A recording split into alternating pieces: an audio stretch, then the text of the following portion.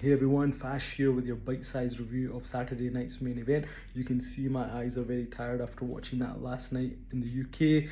I think we can call it solid but not spectacular, which is really expected with these shows. I think ultimately their aim is to bring in a new audience and really focus on the storylines, and I think it did that in terms of the matches. In the opener, it was a hot one. I enjoyed this. It was Sami Zayn and CM Punk taking on Braun Breaker and Seth Rollins. Sami and CM Punk lost after interference from Big Bronson Reed, so that was a bit of a surprise. He's aligned himself with Paul Heyman and his coalition, even though he had a big feud with Seth Rollins, so there's some storyline that will be developed there, and obviously these guys will move on to bigger and better things. Zelina Vega defeated Chelsea Green as an okay match. There was a botch at the end from Zelina when she tried a 619, but she won with a good code red, so she continues to be the US champion. Moving on to match 3, this was R-Truth taking on John Cena, his childhood hero. This had all the beats that you'd expect, and it was R-Truth cosplaying as John Cena during the match, which was quite enjoyable. He got to do the 5-knuckle shuffle, which was a lot of fun. R-Truth was able to get the STF on John Cena as well, but John was predictably able to get out of that. He then threw R-Truth into the ring post.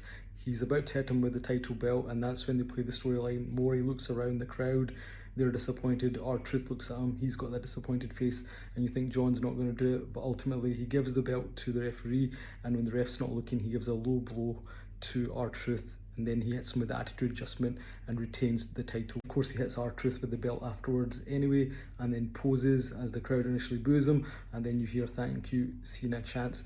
There's also a segment in the back where he and Jey Uso have a kind of face-to-face.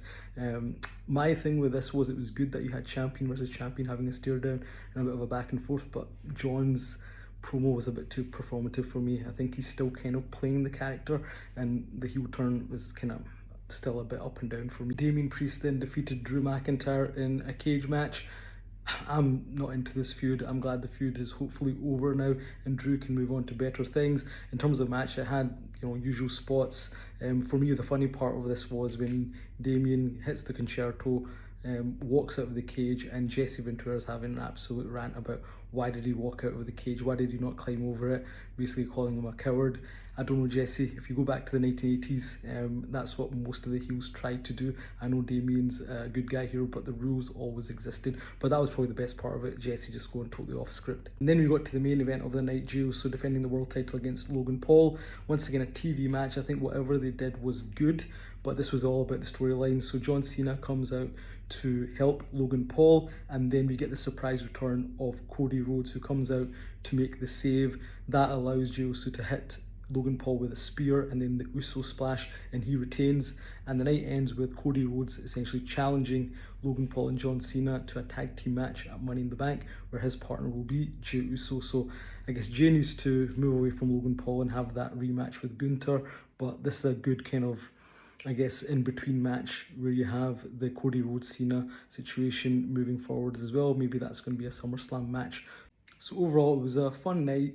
We saw Bronson Reed return, we saw Cody Rhodes return, storylines developed a little bit more, we know a little bit more about Money in the Bank, so not groundbreaking, but I think it did its job, and it's always good to see the nostalgia that Saturday night's main event brings, and good to see various legends in the crowd as well throughout the night. So that was Saturday night's main event. Look out for more content from us during the week, in which Wax, who's still in the Philippines, is going to give his views on the WrestleMania 42 venue change. Please like, comment, subscribe, follow us on TikTok, Instagram, and yeah, let us know what you think about what's going on in wrestling right now. Until next time, this is Fash, and you've been watching Wrestling with Memories.